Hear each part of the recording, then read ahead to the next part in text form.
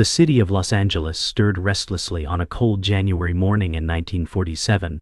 The streets smelled of smoke and wet asphalt, and the smog hung low like a suffocating veil.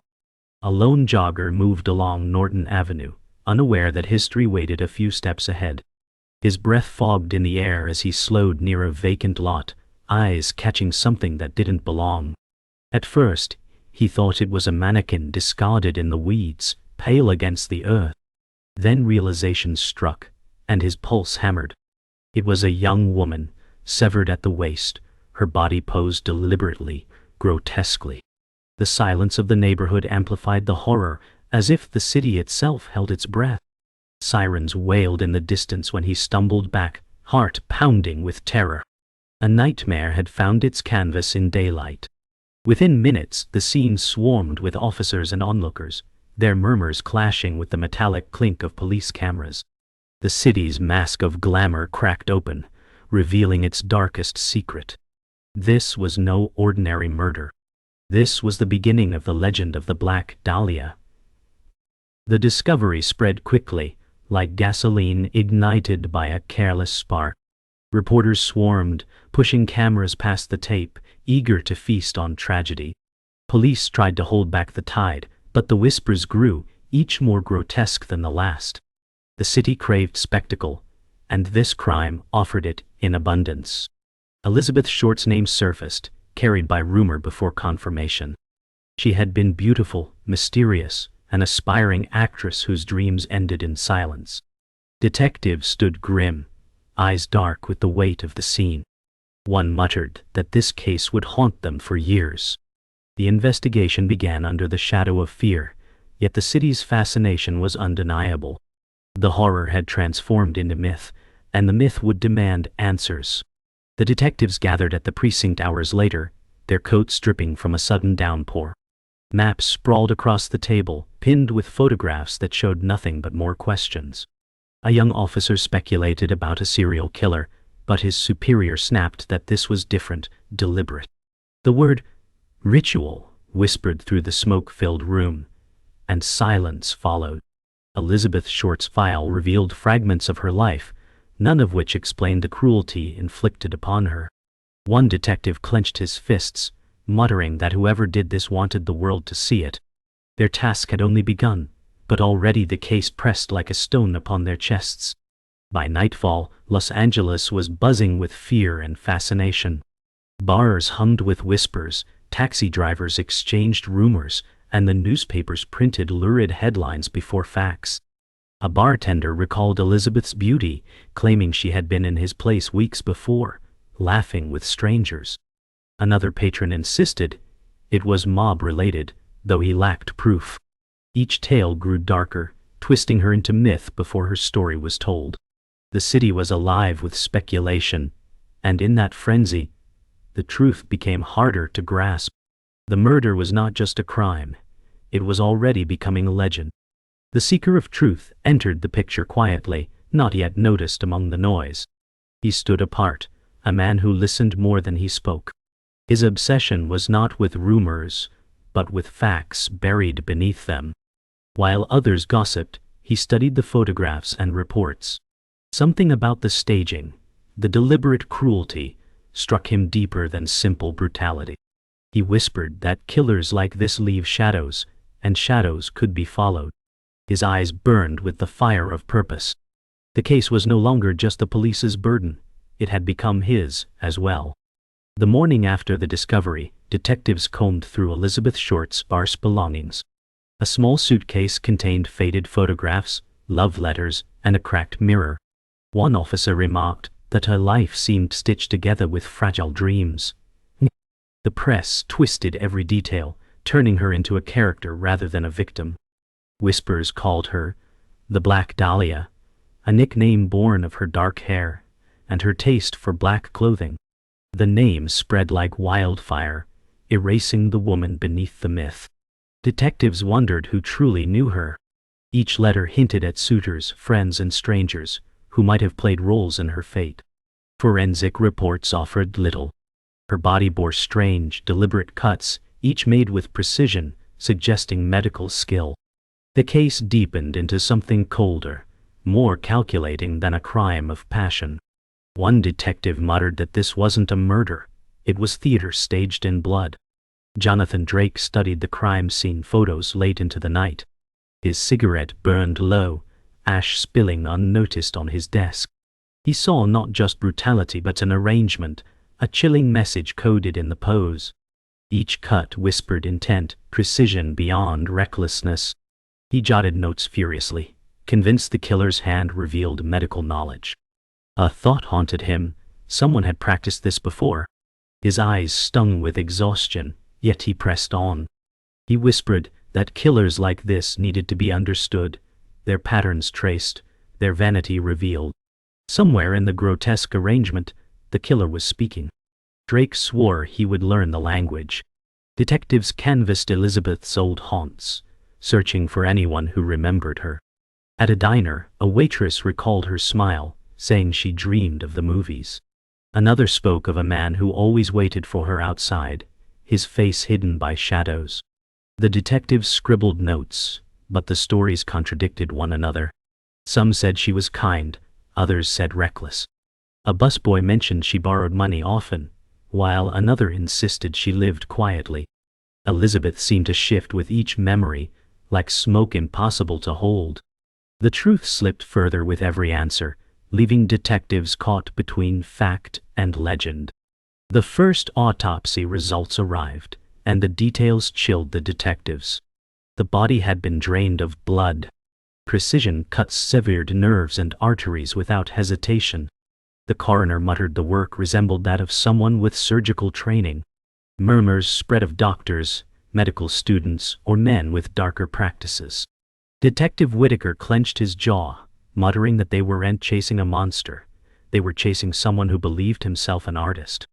Files piled higher, yet the weight of certainty did not follow. The crime had been staged for attention, performed for an audience. And the audience was the entire city. The reluctant ally appeared in a lecture hall lined with old medical books. Dr. Evelyn Harper, a respected pathologist, resisted involvement. She warned Jonathan Drake that pursuing the truth would consume him. She spoke of cases that scarred her, each obsession erasing boundaries of reason. Drake pressed her, saying she understood patterns others ignored. She sighed, finally conceding that his instincts weren't wrong. The cuts were deliberate, skilled, and performed with purpose. But she cautioned him, truth was a blade sharper than any scalpel, and it often wounded the hand that grasped it. He replied softly that he had already bled. The case grew darker as whispers reached the detectives about people in high places who wanted the truth buried. Files were misplaced, witnesses vanished, and phone calls ended in silence. James Whitaker muttered that someone was tightening the noose from above. Jonathan Drake sensed the keeper of secrets moving like a shadow behind every locked door. He had seen it before, powerful figures hiding behind titles, while their silence became complicit. Evelyn Harper warned that pushing further would place them all in danger. Yet Drake's obsession would not release him. He was certain that the murder was not only an act of cruelty, but also a message, one meant to be hidden from the public eye. A meeting with a city official confirmed their fears. The man insisted the investigation be quiet, calling the case a threat to Los Angeles' reputation. He dismissed the brutality, focusing only on appearances. Whitaker clenched his jaw, wanting to argue, but Drake studied the official's polished calm. He realized this was no careless order, but a calculated attempt to bury the truth. Evelyn whispered later that power feared exposure more than bloodshed. Drake scribbled in his notebook, "The keeper hides not just secrets of a killer, but of the city itself." His resolve deepened as the walls of silence grew higher. The press continued to fan the flames, but now whispers suggested that the media itself was being manipulated. Drake noticed patterns, articles pulled, witnesses silenced before their words spread. Evelyn Harper reminded him that truth often drowned under politics. He replied that silence was as much a lie as invention.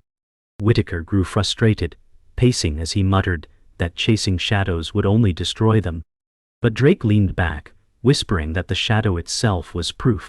He believed that whoever controlled the flow of information was guiding them toward dead ends, and he refused to stop pulling at the threads. Late that night, Drake sat alone, studying photographs by lamplight. His eyes caught something the police had missed, a mark on Elizabeth Short's skin, faint but deliberate. He whispered that it was not only a signature but also a taunt. In that moment, he felt the presence of the keeper of secrets, unseen but ever watchful. His pulse quickened as he realized the killer's confidence came from protection. Evelyn entered quietly, urging him to rest, but he shook his head. This was no longer about one life. It was about exposing a system that thrived on silence. He swore he would not yield. The detectives confronted their first undeniable wall of secrecy. Reports vanished from precinct shelves overnight, while officers claimed they had never existed. Whitaker stormed into the captain's office, only to be met with silence and dismissal. Drake wrote in his notebook that erasure itself was evidence, a method of burying truth deeper than lies. Evelyn cautioned that some doors, once opened, could never be closed again. Yet Drake's obsession burned brighter. He told Whitaker that every wall built to stop them only confirmed that the answers lay behind it. For the first time, Whitaker felt the weight of being hunted as much as hunting. Jonathan Drake followed a lead into a smoky jazz club, where whispers claimed Elizabeth Short once lingered. The room pulsed with brass and shadows, but behind the music, he sensed deceit. A man at the bar greeted him warmly, introducing himself as Thomas Vale, a writer who claimed to know Elizabeth. His charm was effortless, his words smooth, yet Drake felt a coil of mistrust. Vale offered stories about Elizabeth's final nights, speaking as though he was a friend, but each tale shifted slightly when pressed. Evelyn Harper later warned Drake that the man was too eager, too ready with answers. Whitaker muttered that liars often dressed themselves as allies. Drake's pen scratched his notebook with a single word: deceiver. Thomas Vale painted Elizabeth as reckless, moving through nightlife with dangerous ease. He claimed she trusted men too quickly, that she sought fame in dark corners of the city. Drake listened but noticed contradictions. Vale said he had only met her twice, yet his words dripped with strange familiarity. Whitaker leaned forward, asking sharp questions, while Vale deflected with laughter. Evelyn studied his posture, whispering later that his eyes betrayed calculation. Drake began to suspect Vale was not a witness at all, but something else, a barrier set in his path. The deception was subtle, but its cracks gleamed under the pressure of truth. After the meeting, Drake walked alone into the misty night, thoughts heavy with doubt. Vale had given him nothing concrete, yet the encounter felt staged, as if orchestrated. The city itself seemed to lean against him, every alley whispering caution. He replayed Vale's words, each shift and pause, every false smile. Evelyn caught up to him and said softly that deception was deadlier than bullets. Whitaker added that such men thrived on confusion. Drake clenched his notebook, vowing not to let the lies distort Elizabeth's memory. He muttered that every deceiver left a trail, even if it was buried in smoke. Back at his study, Drake mapped connections between Vale's stories and known facts. Red strings crossed photographs, linking faces and places. He muttered that Vale was no innocent bystander, but an architect of distraction. Evelyn urged caution, saying that some lies were meant to lead them astray forever. Whitaker, tired and bitter, insisted Vale's involvement confirmed something larger. Drake's pen carved deep lines into his notes, as he whispered that truth hid beneath the falsehoods, waiting for persistence. For the first time, he admitted aloud that Elizabeth's death was not just a crime. It was a performance scripted by powerful hands. Whitaker confronted Vale in a back alley days later, pushing him against the brick wall under a single flickering lamp. Vale laughed, denying everything, his smile never cracking. Yet, Drake saw through him. He whispered that deception was only temporary, truth permanent. Vale's eyes flickered for the first time, revealing fear beneath his mask. Evelyn watched silently, unsettled by how quickly the facade wavered. Drake scribbled one last note, deceiver exposed but not yet undone. The shadows stretched long around them, reminding all three that every lie pointed toward a greater hand pulling strings. The keeper of secrets had many masks. The search led Drake and Whitaker to a forgotten boarding house where Elizabeth Short once stayed. The landlady hesitated before handing them a worn trunk left behind. Inside were fragments of a life, photographs of a smiling girl, faded notes of auditions, and a locket with initials scratched into its back. Evelyn Harper whispered that these items revealed her humanity more than any file ever could. Drake studied the trunk as if it were a tomb, murmuring that within it lay not just a victim, but a dreamer. The room felt heavy with sorrow, every corner echoing the tragedy of a life extinguished too soon. Whitaker's voice cracked as he muttered that the case had become more than evidence, it had become a wound. Among the photographs, one revealed Elizabeth with a young man, his arm draped casually over her shoulders. His name was Daniel Monroe, a childhood friend who had disappeared years earlier. Locals remembered him as troubled, drifting between odd jobs and bars. Drake felt the air thicken as he whispered that tragedy had long roots. Evelyn frowned, saying sometimes those closest bore the deepest scars. Whitaker's fists clenched, recognizing a new lead woven through grief. The photograph suggested not only companionship, but secrets buried in time. Elizabeth's tragedy was no longer hers alone, it was tied to others who carried shadows of their own. They found Daniel Monroe living in a crumbling apartment, his eyes hollow from years of regret. He confessed that Elizabeth once trusted him with secrets, but he failed to protect her. His voice shook as he admitted he had seen her days before her death, frightened and desperate.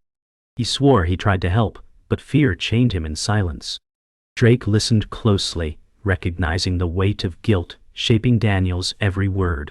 Evelyn's expression softened, whispering that his tragedy was woven into hers. Whitaker pressed for names, but Daniel faltered, admitting only that powerful men had circled her, men he dared not confront. Daniel revealed that Elizabeth confided in him about a secret she stumbled upon, something dangerous. He claimed she had overheard conversations involving men of influence, whispers about corruption and violence. Drake felt his pulse quicken, sensing the larger web behind her death. Evelyn warned softly that truth often kills more swiftly than lies. Whitaker demanded clarity, but Daniel shook his head, saying the names were too dangerous even to speak. His voice broke as he admitted he loved her once, yet his fear left her unprotected. Drake wrote in his notebook that tragedy often blooms from silence, not malice alone. Leaving Daniel's apartment, Drake felt the tragedy settle deeper into the case. Elizabeth's death was not random. It was bound by threads of secrets, fear, and betrayal. Daniel's sorrow showed how the crime rippled through lives, each scar a reminder of failure. Evelyn whispered that some tragedies never healed, they only spread. Whitaker muttered that Daniel's silence damned him as much as the killer's. Drake, however, believed the man was not an enemy, but a mirror of the city's cruelty. He wrote one word in his notebook: catalyst. Elizabeth's fate had ignited the fire, but Daniel's loss revealed the cost. The night was heavy with fog when Jonathan Drake wandered into a dim alley behind the newspaper office. A stranger stepped from the shadows, a man whose presence felt rehearsed yet unsettling. He introduced himself only as Marcus Kane, his voice smooth but cryptic. He spoke of Elizabeth in fragments, as though he knew more than he wished to admit. Whitaker kept his hand near his coat pocket, suspicion burning in his eyes. Evelyn whispered that sometimes messengers carried more danger than salvation. Kane leaned closer, warning that truth was layered beneath lies, and those who dug too deep risked being buried alive. Drake studied his face, noting a calm mask hiding secrets. He scribbled in his notebook, informant or executioner. Kane's words were riddles. He spoke of a circle of men who thrived in silence, a hidden society that moved above the law. He claimed Elizabeth had overheard something forbidden, and that her death was not random but a warning. Drake pressed for details, but Kane deflected with metaphors. Whitaker snapped, demanding names, yet Kane only smiled thinly. Evelyn whispered later that such cryptic truths were daggers, sharp but unfinished. Drake sensed that Kane's riddles carried fragments of reality, woven with misdirection. He realized the man wanted him to chase shadows, yet shadows often revealed the shape of what cast them. Kane produced an envelope and slid it into Drake's hand. Inside were photographs, grainy images of men in suits gathered at a private estate. One face, blurred, yet familiar, lingered in the background. Kane whispered that Elizabeth's fate was sealed when she crossed paths with these men. Whitaker muttered curses, gripping the photos with fury. Evelyn trembled, recognizing the weight of evidence hidden in shadows. Kane simply turned and warned them not to linger too close to the truth, for graves were dug for those who asked the wrong questions. Drake stared at the photos, heart pounding, knowing the case had crossed into dangerous territory. After Kane vanished into the mist, the group argued. Whitaker called him a manipulator, furious at the riddles. Evelyn countered that the evidence, however fractured, was real. Drake sat in silence, studying the blurred face in the photo. His instincts whispered that this man was no mere player. He was a puppeteer. The fog clung to their coats as they left the alley, each carrying the weight of Kane's cryptic message. Drake wrote that the city itself was designed to keep the truth hidden, built on lies cemented by blood. For the first time, even Whitaker admitted fear. The mystery had grown into a monster. That night, Drake returned to his study and pinned the photos to his evidence wall. His eyes traced the blurred figure, trying to summon recognition. Evelyn arrived quietly, urging him to rest, but he refused.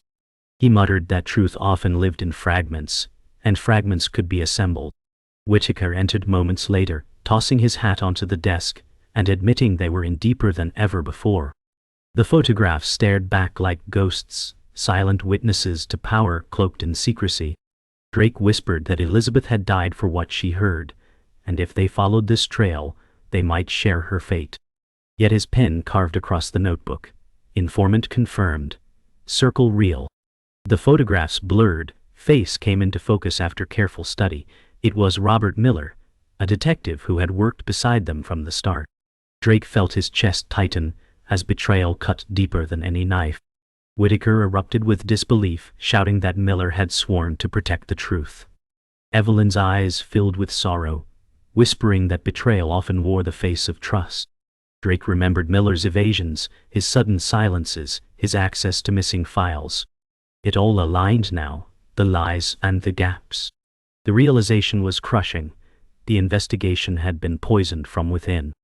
Elizabeth's tragedy was not only about her death, but about those sworn to guard justice twisting it into secrecy. Whitaker confronted Miller in a secluded garage, his voice trembling with rage. Miller stood calm, his eyes hardened by years of silence. He admitted Elizabeth had stumbled into a world she was never meant to see, and her death silenced her forever. Drake demanded why, but Miller's reply was cold, because truth in the wrong hands destroys the powerful. Evelyn pleaded, asking if he ever regretted betraying her memory. Miller's jaw tightened, muttering that regret was useless when survival was the only law. For the first time, Whitaker looked broken, realizing his colleague had been guarding secrets, instead of justice all along. Miller's betrayal unraveled more than just trust. He revealed that Elizabeth had overheard private conversations implicating men of influence in corruption and violence. They used Miller to control the case, ensuring the truth remained buried. Drake's heart burned, realizing Elizabeth had died for knowledge she never meant to find. Evelyn whispered that innocence is often destroyed by secrets too heavy to carry. Whitaker's voice cracked as he called Miller a coward, but Miller only smirked, saying survival required compromise. Drake wrote in his notebook that betrayal was the final mask of the keeper of secrets, one that shattered bonds beyond repair. The truth of Elizabeth Short finally emerged. She was not a reckless wanderer, nor a mythic figure. She was a young woman who dreamed, laughed, and trusted too easily. Her tragedy was that she carried a secret, not her own. Kane's riddles, Vale's lies, Miller's betrayal, all pointed to this cruel reality. She had been silenced not for what she did, but for what she knew. Drake stared at her photographs on the wall, whispering that she had become a symbol of innocence crushed by power. Evelyn placed a hand on his shoulder, saying that truth had cost Elizabeth her life, but perhaps uncovering it could finally honor her. The case closed without justice, yet truth had been unearthed in fragments. Miller was silenced by forces greater than the law, vanishing into shadows. Whitaker resigned, weary from betrayal that scarred him. Evelyn returned to her work, forever marked by the weight of what she had seen. Jonathan Drake, however, remained restless. He wrote his final words in his notebook. Elizabeth Short was not forgotten. Her silence became her voice. He knew her murder would remain unsolved, but the revelation of lies and betrayal had peeled back the mask of the city. In the end, her tragedy exposed the shadows, and in those shadows, truth endured.